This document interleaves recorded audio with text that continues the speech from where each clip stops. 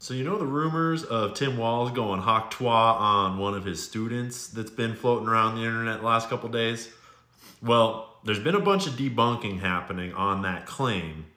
And then today there was a serious twist in the story that just developed. So we're about to speed run the claims, the debunks, and then the twist.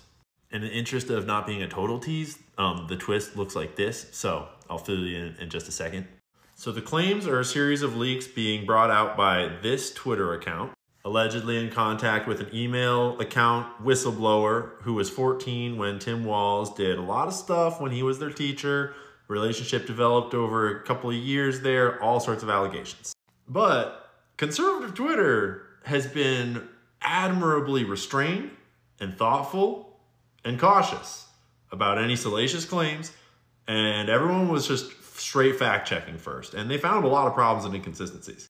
Lots of accounts have been digging into this stuff, but this one did some great forensic analysis, and you know, if they're telling the truth about their credentials, pretty solid credentials, knows more than most of us. Pointing out things like inconsistencies in email formatting, comma in the last one, no comma in this one. People noticing all this weird, like inconsistent, like margin stuff going on there. There is a number of inconsistencies, and people basically are like, nah, these are fake. This doesn't check out. This is not real.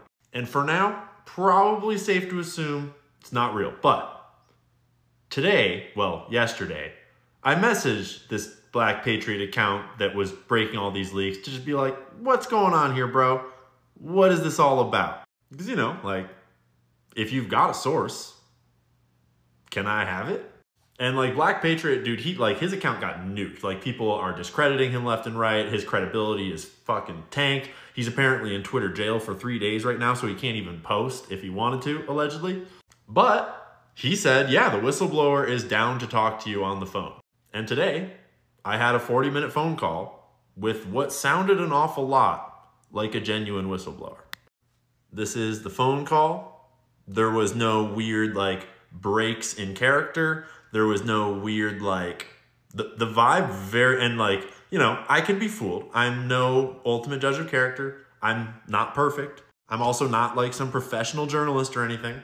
But my judgment of what I heard and what I asked and what was said to me, it sounded like it was a real story, and the details seemed to line up not only with what else had been said, but also with what I could corroborate about like where Tim Walz was at that time and what he was doing at that time, and who knows. And so basically, here's where we're at.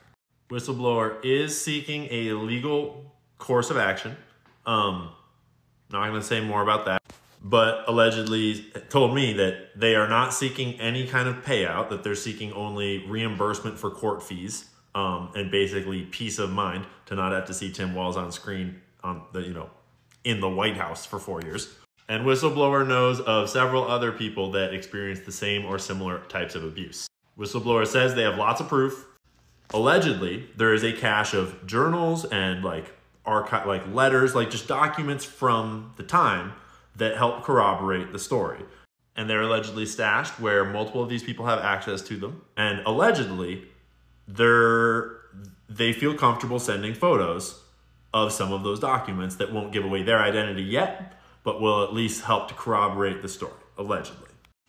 Allegedly, there's also more actions being taken behind the scenes that I'm not going to talk about right now. All I'm going to say is that it could all be fake. There's no proof of anything yet, and you should treat it as such. Unconfirmed, uncorroborated internet claims. But there might be something there. And if there is, we want to help protect that individual. We want to help support the leak of that information. And we are doing steps behind the scenes to do that. There's already a somewhat decentralized network of powerful journalists and other protective actors in play, if this does pan out to be true. And if those photos and evidence and stuff starts to come out in the next couple days here, we'll let you all know. And if it's all a big lie and all a big hoax, that's cool too. We all learned something. Props to all of the the people that pumped the brakes and didn't just run away with a story that was unconfirmed. Props to, like, we're learning things. We're learning how the decentralized media does the decentralized thing. And I might be nuking my platform by kind of, going out on a limb here, but I mean, I'm not a pro. I'm just a dude that talked on the phone for 40 minutes with someone who I don't know, who sure sounded like they didn't have to be thinking from a script or, didn't sound memorized, had a very complex conversation, sounded like someone who was kind of nervous as fuck and trying to tell a story. We'll see how it pans out. But if we're being honest, I think the story is kind of interesting because, no one's really that surprised. Look at the dude. Just look at him, right? If you don't know the story about that DUI he got and where it was and how he later moved to a different place it's oh boy, Timmy boy, you got skeletons in that closet. And I mean, a long history of lying about just about everything under the sun. And some mighty talented jazz hands up there. I mean, I'm just saying, bro. So anyways, I'm safe. What I know is already decentralized. I'm trying to help. If Homeboy is a real person, I'm trying to keep Whistleblower Boy as safe as they possibly can be. And we'll see what happens. Stay tuned.